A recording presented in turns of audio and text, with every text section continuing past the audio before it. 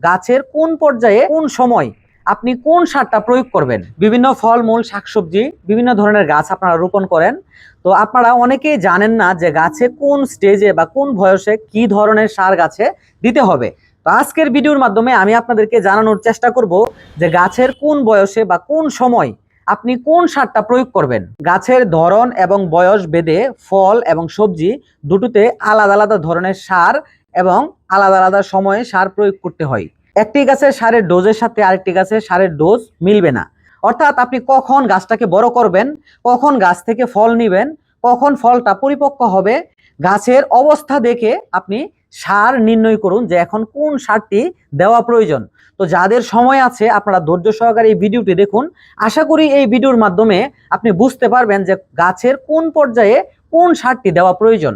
আপনি যখন চাচ্ছেন যে আপনার এই গাছটি শাখা প্রশাখা বৃদ্ধি করে গাছটি বড় হোক, লম্বা হোক এবং ঝোপালো হোক, আপনি যখন এই কাজটা করতে চাচ্ছেন তখন আপনি গাছে ইউরিয়া সার ব্যবহার করবেন।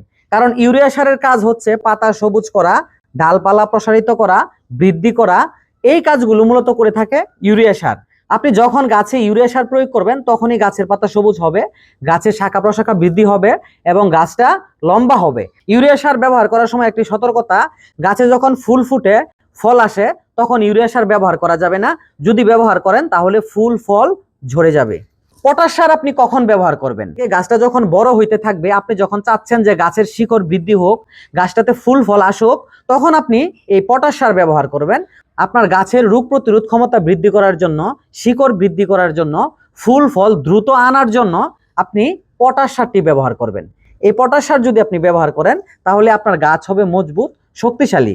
টিএসপি অর্থাৎ ট্রিপল সুপার ফসফেট, ফসফেটের কাজই হচ্ছে গাছে ফল ধরানো। আপনি যখন ইউরিয়া সার প্রয়োগ করে গাছটি বড় করেছেন, এমওপি সার প্রয়োগ করেছেন, গাছটিতে ফুল ফল আসছে, তখনই কিন্তু আপনি এই টিএসপি সারটি গাছে প্রয়োগ করবেন। যখন এটি প্রয়োগ করবেন তখন গাছে ফুল ফল ধরবে। এই টিএসপি সারের কাজ হচ্ছে গাছে ফুল ফল ধরানো, গাছকে শক্তিশালী করা, গাছকে মজবুত করা এবং ফল ধরার পর সময় মতো এই ফলটা পাকানো হচ্ছে এই ফসফেটের কাজ। এই ফসফেটটা মাটিতে দীর্ঘদিন থাকে, অর্থাৎ আপনি যদি মাটিতে প্রয়োগ করেন এটা 30 থেকে 45 দিন পর্যন্ত কার্যকারিতা এটার চলে। ফুল ফল টিকানোর জন্য বা ঝরে যাতে না পড়ে তার জন্য আপনি ব্যবহার করবেন বোরন সার। এই যে বোরন সারটা দেখতে পাচ্ছেন, এটা যে কোনো কোম্পানির হতে পারে, আপনি আপনার পছন্দ অনুযায়ী নেন। তখন আপনি ব্যবহার করবেন বোরন সার। এই বোরন সারটা যদি আপনি ব্যবহার করেন তাহলে হচ্ছে এই গাছের ফলগুলো আঁকা বাঁকা হবে না। গাছে যখন ফুল আসবে এই ফুলগুলো ঝরে পড়বে না। তো ফুল ঝরে পড়া রোধ করার জন্য বোরন সারটা ব্যবহার করবেন। আপনি যখন চাচ্ছেন গাছটা আরেকটু শক্তিশালী হোক, আরেকটু মজবুত হোক এবং গাছটা আরো তাজা থাকুক, আরো সতেজ থাকুক, তখন আপনি এই জিঙ্কটা ব্যবহার করবেন। গাছের অত্যন্ত গুরুত্বপূর্ণ একটা পুষ্টি উপাদান। আপনি যে কোনো কোম্পানির সালফার নিতে পারেন, আপনার যেটা ভালো লাগে।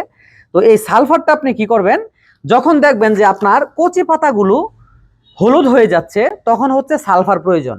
আর গাছে যদি আপনি সালফার স্প্রে করেন, এই গাছটা একটু খেয়াল করে দেখেন, এখানে যে গাছটা রয়েছে এই গাছটা আপনি একটু খেয়াল করে দেখেন যে গাছটা মোটামুটি ফলন্ত একটা গাছ এবং এখান থেকে ফল সংগ্রহ করা হয়েছে এবং এই গাছের কিছু পাতা হচ্ছে কুকড়ে যাচ্ছে, কিছু পাতা হলুদ হয়ে যাচ্ছে বা এটার ফলনটা কমে যাচ্ছে। এখন এটার ফলন বৃদ্ধি করার জন্য জিঙ্ক এবং সালফার দিতে হবে। এই গাছটাতে এখন যদি আমি জিঙ্ক প্রয়োগ করি এবং সালফার প্রয়োগ করি তাহলে হচ্ছে এই গাছটা কি করবে, নতুন করে আবার সে ফুল ফল দেওয়া শুরু করবে। আর যদি আমি এটাতে এখন ইউরিয়া ব্যবহার করি তাহলে তার শাখা প্রশাখা বৃদ্ধি পাবে।